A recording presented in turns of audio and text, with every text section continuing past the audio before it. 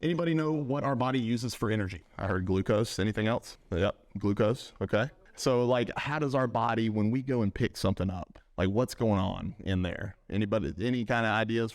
More or less, right? So, I mean, we can all put it under, if you guys ever ask this question, you're taking a biology class or nutrition, just, you can always default to calories. The body relies on three main energy. We have ATP, PC, we have the lactate system. That's where that glucose comes in, okay? And then we have the aerobic. Now, these three energy systems are responsible for our body actually moving, creating energy, producing output. Anybody play sports in here? All right. What sports do we play? Nice, nice. So you guys at any given point when you're playing these sports are going to be utilizing them. So your body is always running them. They're always operating with them. And there's not one key shut-off switch from one to the other. But on average, the ATP PC system producing, our body makes creatine, right? It's stored in every single muscle cell and even other cells in our brain used for reaction, power production, really short bursts of power. So for volleyball, right? If you're serving the ball or if you are,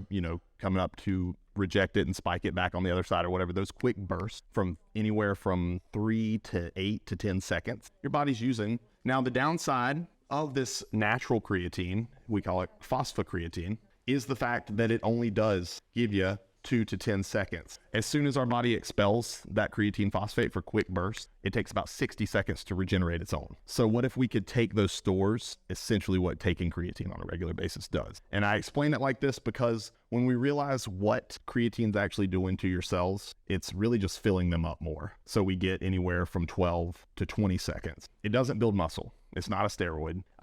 It will give you the potential to increase your rep or your strength endurance. Indirectly, that means more muscle gain. Should everybody be taking it? Not necessarily, and especially like I said up front, you guys are probably under the age of 18. I'm not going to say it's bad for you. Always consult your doctor, ask your parents.